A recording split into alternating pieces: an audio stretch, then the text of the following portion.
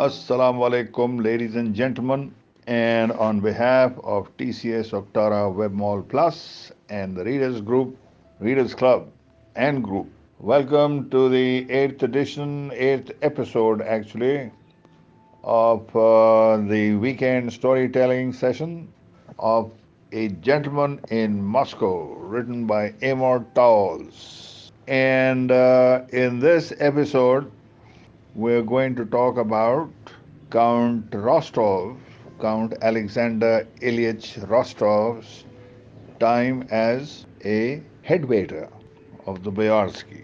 Quite a transition from being the count, free spending count, with an inexhaustible stash of money and a status unparalleled and a worldview to match. How does such a man who spent 4 years living at the Hotel Metropole as a paying guest, as a highly valued paying guest, how does he wind up being a head waiter in what was his favorite fine dining restaurant, the Boyarsky? तो वो एक खैर अब वो हालात कुछ बदल चुके थे. He was now in under hotel arrest. So for a lifetime imprisonment. So naturally वो जो इनकी और हॉबीज थी और पास टाइम्स थे, that of a gentleman, वो ये नहीं परस्यू कर पा रहे थे with any gusto, and he needed to acquire a routine for no other reason than to preserve his sanity, something that we got into earlier. So he saw the standard slipping with the revolution, and Boyarsky, जो एक ज़माने में क्या चीज़ थी, world famed fine dining restaurant at the Hotel Metropole in Moscow, that wasn't a shadow of its former self. And searching, casting about to determine what he should do with his time. So having, just managed him to retrieve himself from the verge of despondency and depression, he takes up a job as the head waiter. क्योंकि ये तो end user होने के नाते and having the experience of fine dining all over Europe and across the world, he was best qualified to ensure कि ये standard जो है इसके favorite restaurant का, at least that is maintained. क्योंकि बाकी सेलर भी खाली हो गया. Russian Revolution took a heavy toll on the good life, and उनके जो aristocrats थे और noblemen थे, वो ज़्यादातर जो है वो कत्ल हो गए, या फिर कई जो है वो बाहर चले गए exile में, या escaped from Russia. But even so, it is estimated that 1/3 of the Russian aristocracy stayed back in Russia, and he was one of them. So he took on a job, and Emil, the chef, and the maitre d', and he, the three of them became very fast friends and hung out together. तो अब इनका जो शुरुआत जो थी इनकी, in this profession, as it were, it took an early start because he was, since the age of 15, Alexander Rostov had been a master of seating tables. Whenever he was home for the holidays, his grandmother would inevitably call him into the library, where she liked to knit by the fireplace in a solitary chair. "Come in, my boy, and sit with me a moment." "Certainly, grandmother," replied the Count, balancing himself on the edge of the fire grate. "How can I be of assistance?" फिर इनकी grandmother जो है इनको बता दी थी. She was very fond of throwing dinners, and उनका जो it was a power situation, power play. वो बताता है कि the Nizhny Novgorod province had 100 prominent families, which over the course of 2 centuries had intermarried and divorced, borrowed and lent, accepted and regretted, offended, defended, and duelled, while championing an array of conflicting positions that varied by generation, gender, and house. And at the center of this maelstrom was the Countess Rostov's dining room, with its two tables for 20 standing side by side.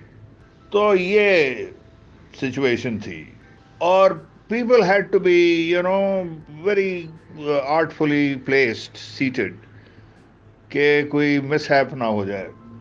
तो grandmother was had a great deal of confidence in her grandson. तो ये उनको बताती हैं कि the prelate is coming for dinner on Friday night, as are the Duchess of Lensky, Count Kerrigan, and the Minsky Polotovs.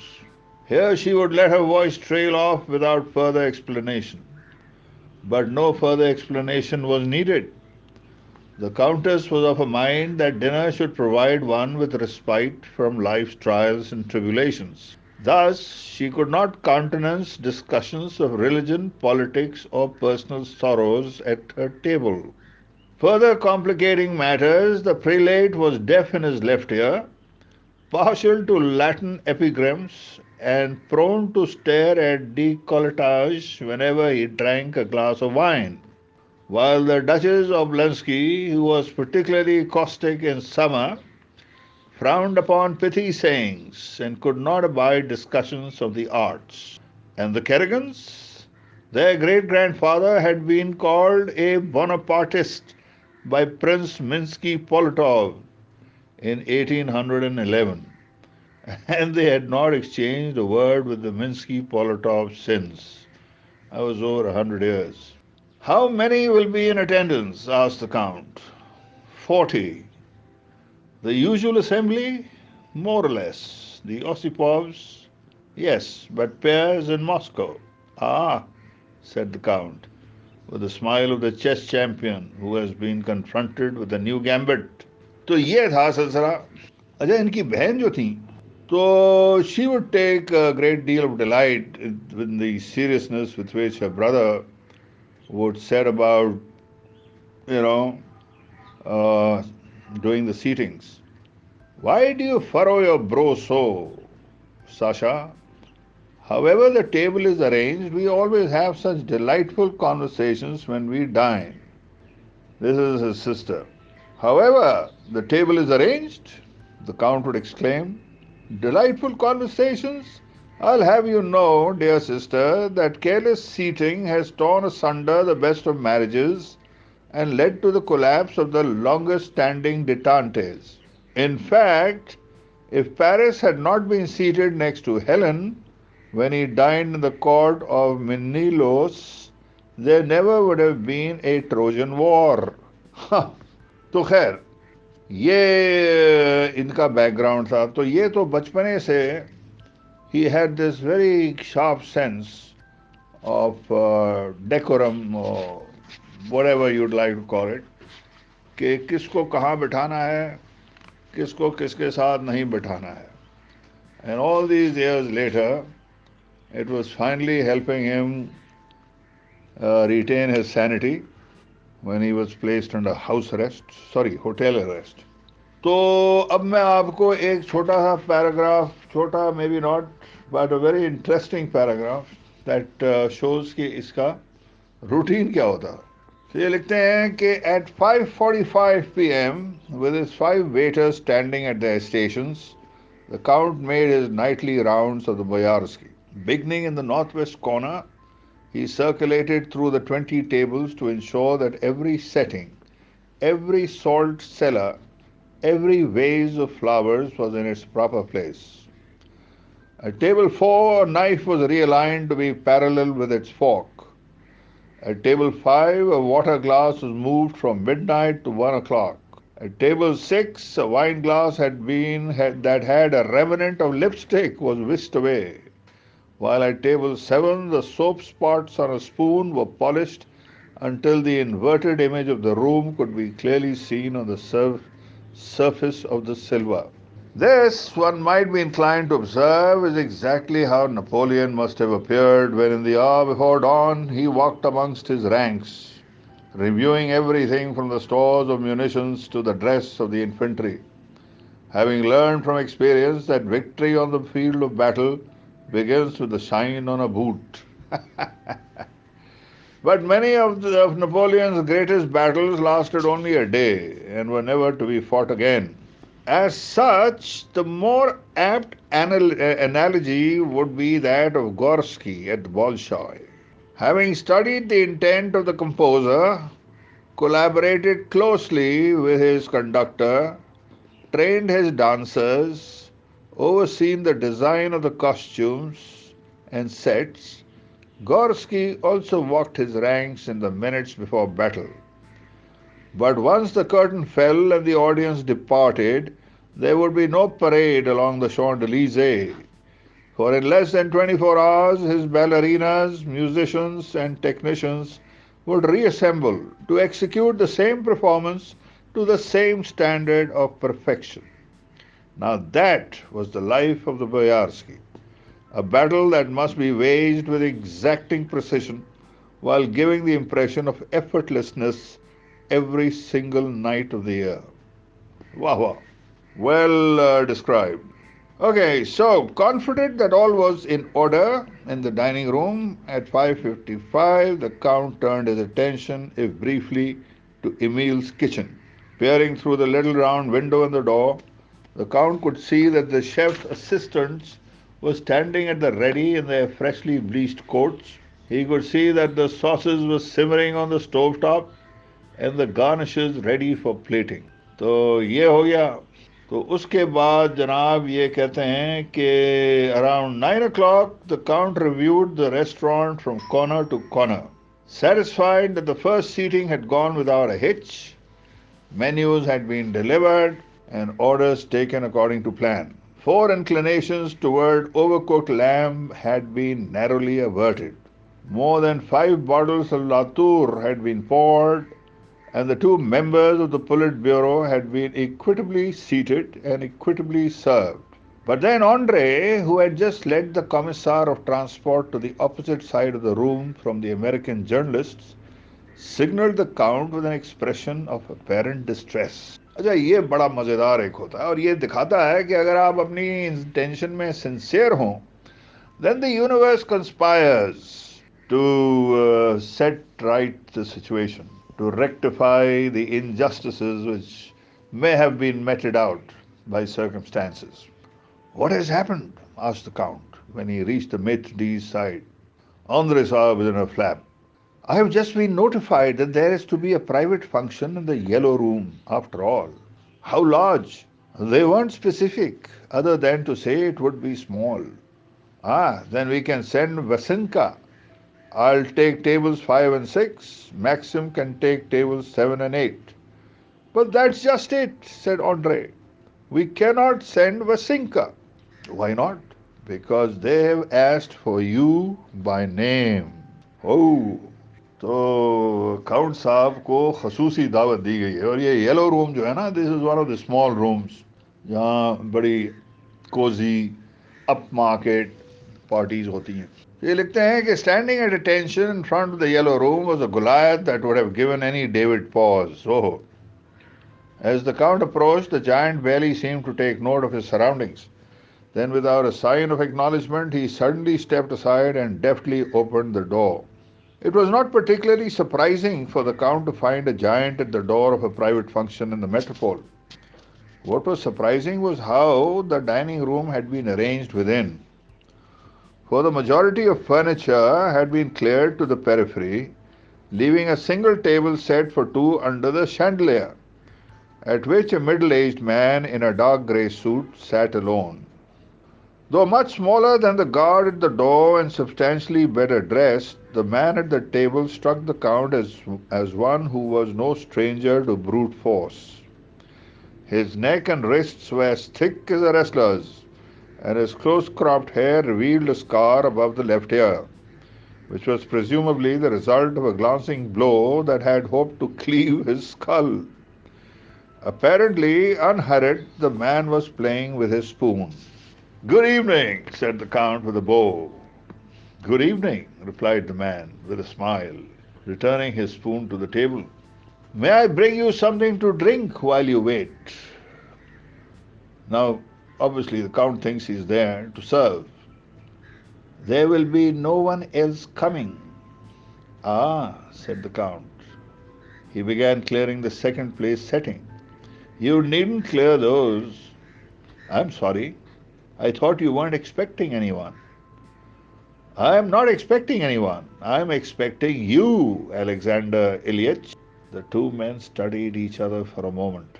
Please, said the man, have a seat. The Count hesitated to take the offered chair. Under the circumstances, one might leap to the conclusion that the Count hesitated due to a suspicion or even dread about the stranger. But principally, he hesitated because, as a matter of decorum, it seemed utterly inappropriate for one to sit at a table when one is dressed to wait upon it. ये अपने head waiter की वर्दी में थे. Come now, the stranger said amiably. You wouldn't refuse a solitary diner the pleasure of your company. Certainly not, replied the Count. But having accepted the chair, he did not place a napkin in his lap. After a rap at the door, it opened to admit the Goliath. Without looking at the Count, he approached the table and held out a bottle for the stranger's consideration. The host leaned forward and squinted at the label. Excellent, he said. Thank you, Vladimir. Presumably, Vladimir could simply have broken the top off the bottle, but with surprising agility, he produced a corkscrew from a pocket. Upon it, spun it in his hand, and pulled the cork. Then, having received a nod from his superior, he placed the open bottle on the table and retreated back to the hall. The stranger poured a glass for himself. Then, with the bottle hovering over the table at 45-degree angle, he looked to the Count. Won't you join me? With pleasure. After the stranger poured, they both raised their glasses and drank. Count Alexander Ilyich Rostov, he said after returning his glass to the table. Recipient of the Order of St. Andrew, member of the Jockey Club, master of the hunt. You have me at a disadvantage, said the Count. You don't know who I am? I know that you're a man who can secure one of the Boyarsky's private rooms in which to dine alone while a behemoth waits at the door. The stranger laughed. Very good, he said, leaning back in his chair. What else do you see? The Count studied his host more indiscreetly and then shrugged. I'd say you were a man of 40 and were a soldier once. I suspect you joined the infantry and were a colonel by the end of the war. How would you know that I became a colonel? It's the business of a gentleman to distinguish between men of rank. The business of a gentleman, the colonel repeated with a smile, as if he appreciated the turn of phrase. And can you tell where I'm from? The Count dismissed the question with a wave of the hand. The surest way to insult a Walloon is to mistake him for a Frenchman, though they live but a few miles apart and share the same language. I suppose that's true, the Colonel conceded. Nonetheless, I am interested in your guesswork, and I promise I won't be insulted. The Count took a sip of his wine and returned the glass to the table. You are almost certainly from eastern Georgia. The captain sat up with an expression of enthusiasm. Extraordinary. Do I have an accent? No. No, not that one's distinguishable. But then armies, like universities, are where accents are most commonly shed. Then why eastern Georgia? The Count gestured to the wine. Only an eastern Georgian would start his meal with a bottle of Rakkar Sitelli. Because it's a hayseed, because he misses home. The Colonel laughed again. What a canny fellow you are. There was another rap at the door and it opened to admit the giant pushing a Regency cart.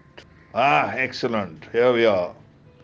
When Vladimir had wheeled the cart to the table, the Count began to push back his chair. But his host gestured that he should remain seated. Vladimir removed the dome and placed a platter at the center of the table. As he left the room, the Colonel picked up a carving knife and fork. Let's see, what do we have here? Roasted duck. I've been told the Boyarskys is unparalleled. You're not misinformed. Make sure you take a few cherries and some of the skin.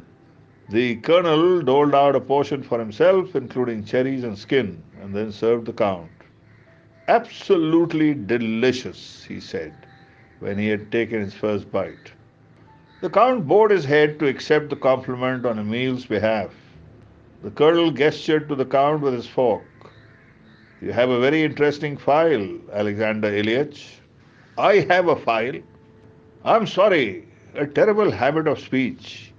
What I meant to say is that you have an interesting background. Ah, yes, well, life has been generous to me in its variety. The colonel smiled. Then he commenced in the tone of one who is trying to do justice to the facts. You were born in Leningrad. I was born in St. Petersburg. Ah, yes, of course, in St. Petersburg. As your parents died when you were young, you were raised by your grandmother. You attended the academy and then the Imperial University in St. Petersburg. All correct? And you have traveled broadly, I gather. The Count shrugged. Paris, London, freelance. But when you last left the country in 1914, you went to France on the 16th of May. That's right. A few days after the incident with Lieutenant Pulonov. Tell me, why did you shoot the fellow? Wasn't he an aristocrat like yourself? The Count showed an expression of mild shock. I shot him because he was an aristocrat. The colonel laughed and waved his fork again. I hadn't thought of it quite that way, but yes, that's an idea that we Bolsheviks should understand. So you were in Paris at the time of the revolution, and shortly thereafter you made your way home. Exactly. Now I think I understand why you hurried back to help your grandmother safely from the country. But having arranged for her escape, why did you choose to stay? For the cuisine. No, I'm serious. My days of leaving Russia were behind me. But you didn't take up arms with the whites. No. And you don't strike me as a coward. I should hope not. So why didn't you join in the fray? The Count paused, then shrugged. When I left for Paris in 1914, I swore I would never shoot another one of my countrymen. And you count the Bolsheviks as your countrymen? Of course I do. Do you count them as gentlemen? That's another thing entirely. But certainly some of them are. I see. But even from the manner in which you say that, I can tell that you do not count me as a gentleman. Now, why is that? The Count responded with a light laugh, as much as to say that no gentleman would ever ask such a question. Ah, come now, the colonel persisted. Here we two are dining together on the Boyarsky's roasted duck with a bottle of Georgian wine, which practically makes us old friends. And I'm genuinely interested. What is it about me that makes you so sure that I'm not a gentleman? Colonel भी पड़ गया ना पीछे. As a sign of encouragement, the colonel leaned across the table to refill the count's glass. It isn't any one thing, the count said after a moment. It's an assembly of small details, like in a mosaic. Yes, like in a mosaic. So give me an example of one of these smaller details. The count took a sip from his glass and replaced it on the table at 1 o'clock. As a host, it was perfectly appropriate for you to take up the serving tools. But a gentleman would have served his guest before he served himself. The Count, who had just taken a bite of duck, smiled at the Count's first example. Sorry, the Colonel, who had just taken a bite of duck, smiled at the Count's first example and waved his fork. Continue, he said. A gentleman wouldn't gesture at another man with his fork, said the Count, or speak with his mouth full. But perhaps most importantly, he would have introduced himself at the beginning of a conversation, particularly when he had the advantage over his guest. The colonel put his utensils down. And I ordered the wrong wine, he added with a smile. The count put a finger in the air. No, there are many reasons for ordering a particular bottle of wine, and memories of home are among the best. Then allow me to introduce myself. I am Osip Ivanovich Glebnikov. Osip, Osip Ivanovich Glebnikov, former colonel of the Red Army and an officer of the party, who as a boy in eastern Georgia dreamed of Moscow, and who as a man of 39 in Moscow dreams of eastern Georgia.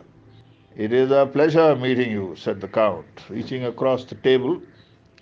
The two men shook hands and then resumed eating. After a moment, the Count ventured. If I may be so bold, Osip Ivanovich, what is it exactly that you do as an officer of the party? Let's just say that I am charged with keeping track of certain men of interest. Ah, well, I imagine that becomes rather easy to achieve when you place them under house arrest. Actually, corrected Glebnikov, it's easier to achieve when you place them in the ground. The Count conceded the point. But by all accounts, continued Glebnikov, you seem to have reconciled yourself to your situation.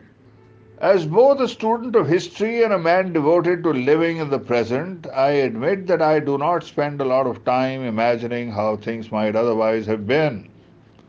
But I do like to think there is a difference between resigned to a situation and reconciled to it. Glebnikov let out a laugh and gave the table a light slap. There you go. That's just the sort of nuance that has brought me begging to your door. Setting his silverware down, the Count looked to his host with interest. As a nation, Alexander Ilyich, we are at a very interesting juncture. We've had open diplomatic relations with the French and British for 7 years, and there is talk that we will soon have them with the Americans. Since the time of Peter the Great, we have acted the poor cousin of the West, admiring their ideas as much as we admired their clothes. But we are about to assume a very different role. Within a matter of years, we will be exporting more grain and manufacturing more steel than any other country in Europe. And we are leaps ahead of them all in ideology. As a result, for the first time, we are on the verge of taking our rightful place on the world stage. And when we do, it will behove us to listen with care and speak with clarity. Wow! You would like to learn French and English? Osip raised his glass in confirmation. Yes, sir. But I don't simply want to learn the languages. I want to understand those who speak them. And most especially, I would like to understand their privileged classes, for that's who remains at the helm. I would like to understand how they view the world, what they are likely to count as a moral imperative, and what they would be prone to value and what to disdain. It's a matter of developing certain diplomatic skills, if you will, but for a man in my position, it is best to foster one's skills discreetly. How do you propose that I help? Asked the Count. Simple. Dine with me once a month in this very room. Speak with me in French and English. Share with me your impressions of Western societies. And in exchange, Glebnikov let his sentence trail off, not to imply the paucity of what he could do for the Count, but rather to suggest the abundance. But the Count raised a hand to stay any talk of exchanges. If you are a customer of the Boyarsky, Osip Ivanovich, then I am already at your service. वाह वाह अब ये बताता है breeding और greedy उसका बड़ा सा मुंह नहीं खुल गया कि यार ये देखो पार्टी का रैंकिंग मेंबर है and मेरे तो अब भरे नारे हो गए. No, he says, buddy, I work here, and if you are a customer, of the Boyarsky, then I am at your service. So, ladies and gentlemen, this was episode 8. अब मैं 2 एक हफ्ते का ब्रेक ले रहा हूँ. काम बहुत ज़्यादा पाइलअप हो गया है बैक एंड पे. I mean, this seems simple enough reading from a book, but one has to prepare for it. And even so, I tend to mess up. अब वो जो मेरी इंटरेस्ट की बातें थी किताब में, although the whole book is very interesting, and I'll probably come back to it. But जे साहब जो है ना हमारे जमील जंजुआ साहब, the CEO of Octara, he is very enamored of Jeeves.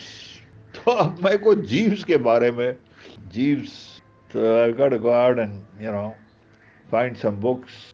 Jeeves की apparently वो बड़ी अच्छी comedy है. I don't know how I might have missed it, but Jeeves is like a standard nomenclature for a butler, the ultimate, assistant. तो देखते हैं जी. Meanwhile, I'd be very grateful if you could send in some feedback, with a few words of advice. कि ये मैं पहली बार इस तरह का काम कर रहा हूँ, तो I'm sure there's a great deal of room for improvement. And until next time, Allah Hafiz.